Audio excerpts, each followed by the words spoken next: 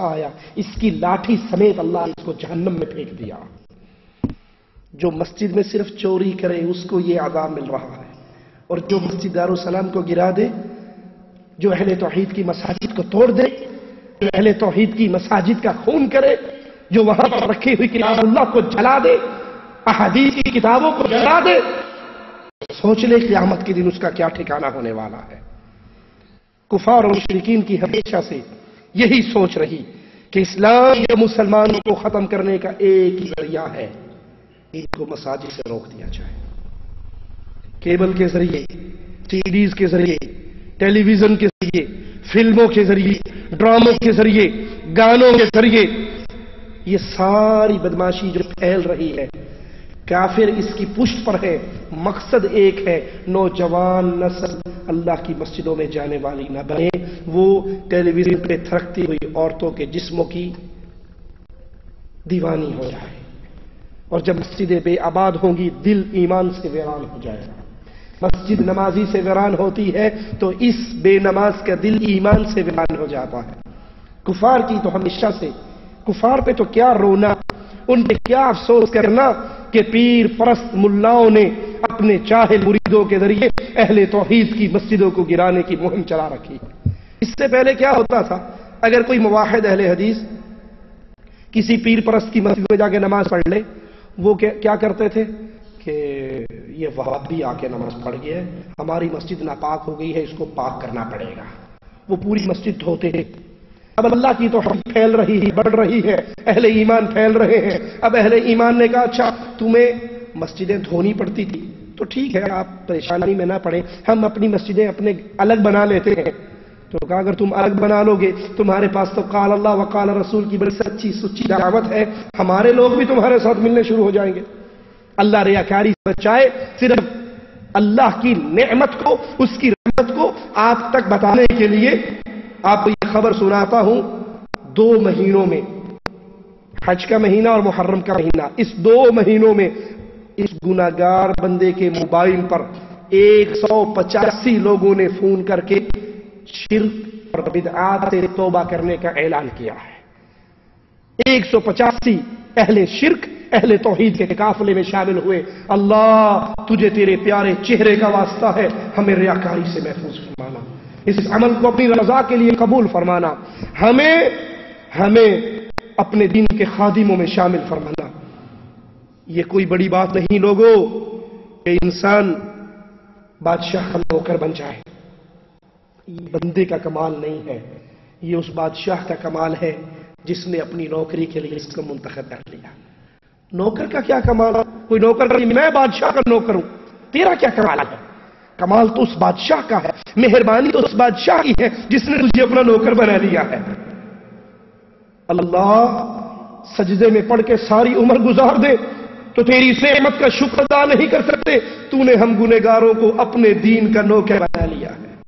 اللہ اس نوکری کو اپنی رضا کے لیے قبول فرما اور ریاکاری سے بچا۔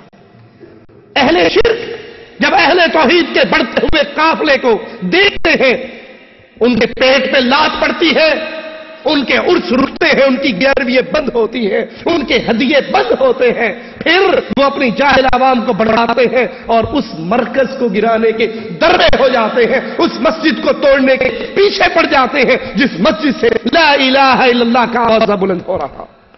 کفار و مشرکین ان کی تو ہمیشہ سے یہ سوچ رہی اور ہے کہ وہ مسلمانوں کو ختم کرے۔ ایک ہی طریقہ ہے، مسلمانوں کو مٹانا ہے تو مسجدوں کو بے آباد کر دو۔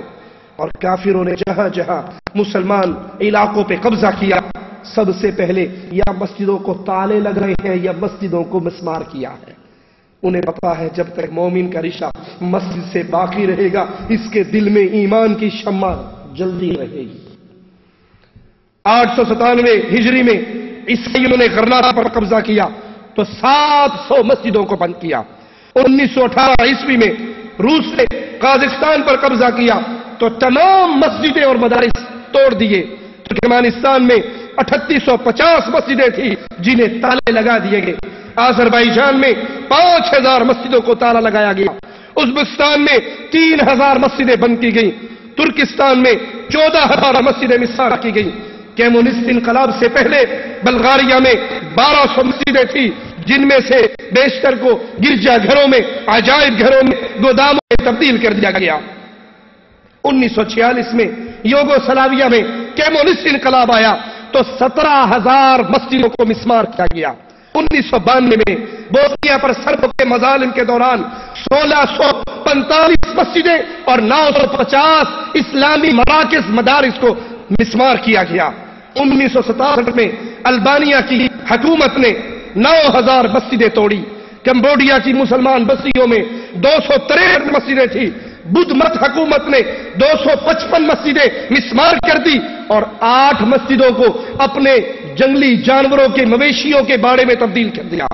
برما میں بدھ مت حکومت نے 1945 سے لے کر 1991 تک 1975 مسجدوں کو اور مدارس کو بند کیا۔ چین کے شہر بارن میں 1990 میں 50 مسجدیں بند ہوئیں۔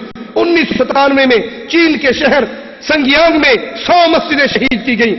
ہندوستان میں 6 دسمبر 1992 کو 6 لاکھ ہندوؤں نے 1528 عیسوی میں تعمیر کی گئی ظہیر الدین بابر کی عظیم شان بابری مسجد کو شہید کیا۔ اسرائیلی حکومت نے 1948 سے لے کر اب تک فلسطین میں 1200 مسجدوں کو شہید کیا۔ کافروں کی تو کوشش یہ ہے، کافر تو چاہتے ہی اللہ کی مسجدوں کو توڑنا ہے۔ مومن مسجدیں بنایا کرتے ہیں، کافر توڑا کرتے ہیں۔ مومن مسجدیں آباد کرتے ہیں، کافر مسجدیں ویران کرتے ہیں۔ مومنوں کو یہ درس محمد رسول اللہ صلی اللہ علیہ وسلم نے دیا۔ مسجد قباء بستی میں آئے، مسجد بنائی، مدینے میں اترے، مسجد بنائی۔ یہ اہل ایمان کا طریقہ ہے، یہ اہل ایمان کو ان کے نبی نے سمجھایا ہے۔ اور اہل شرک، اہل کفر مسجدوں کو توڑتے ہیں۔ اہل ایمان کی مسجدوں کو توڑنے والوں، اہل الحدیث کی مسجدوں کو توڑنے والوں، اصلی اہل سنت کی مسجدوں کو توڑنے والوں، قیامت کے دن اٹھو گے، ہمارے اس جملے پہ غور کرنا، تمہارا شمار ان لوگوں میں ہوگا جنہوں نے مسجدیں توڑی۔ کافروں کی لسٹ اٹھو گے یا تم مسجد بنانے والوں کی لسٹ میں اٹھو گے؟ اللہ سے دعا ہے اللہ ہمارے دلوں میں مسجدوں کی محبت پیدا فرمائے، مسجد بنانے کی توفیق عطا فرمائے۔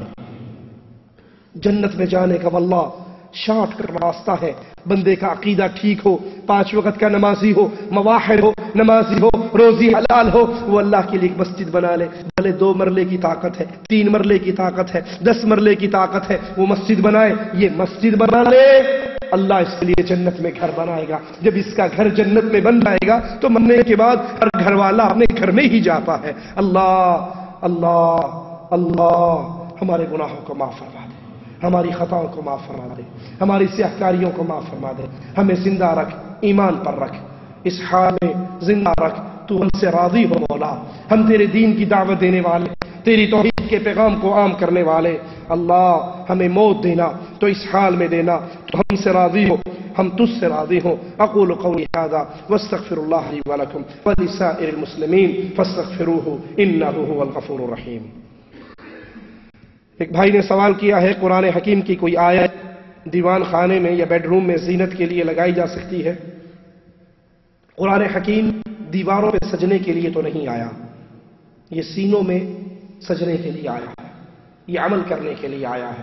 لیکن اگر کوئی شخص قرآن حکیم کی کوئی آیت اپنے گھر میں لگا لیتا ہے تو اس میں حرج کوئی نہیں ہے، لیکن وہ صرف قرآن حکیم کی آیت لگانے پہ اکتفا نہ کرے، خوش نہ ہو، اس گھر کو مسلمان کا گھر بنانے والا بھی اس گھر کو مسلمان گھر بنانے کی بھی کوشش کرے۔ ایسا نہ ہو کہ گھر کے اندر پہلی بات تو گھر بناتے ہوئے کوشش کی جاتی ہے، پلاٹ لیتے ہوئے کوشش کی جاتی ہے کہ مسجد سے اتنا دور ہو کہ اذان کی آواز کان میں نہ پڑے۔ ہمارے ملکوں میں جو پلاٹ مسجد کے ساتھ ہو اس کا ریٹ ویسے ہی گر جاتا ہے، اس کو لینے کے لیے مولوی 24 گھنٹے کان کھاتے رہیں گے، کیا مصیبت ہے، یہاں پلاٹ لینے کی ضرورت ہی نہیں۔ ڈھونڈ کے ماڈل ٹاؤن میں لیتے ہیں، اے بلاک میں لیتے ہیں، جہاں میلوں تک ان کو مسجد۔ دیکھو شیطان کا بہت بڑا حربہ ہے، کسی بندے کی ہلاکت کے 2 بڑے سبب ہیں۔ اگر آپ دیکھو کسی بندے کے دل میں مسجد کی نفرت ہے اور عالم کی نفرت ہے تو سمجھ لو یہ ہلاک ہونے والا ہے۔ کیوں؟ اللہ کا دین یا مسجد سے ملتا ہے یا عالم کے ذریعے ملتا ہے؟ اور جو مولویوں کا بھی دشمن ہے، مسجدوں کا بھی دشمن ہے، مکان بناتا ہے تو ماڈل ٹاؤن اے بلاک میں جہاں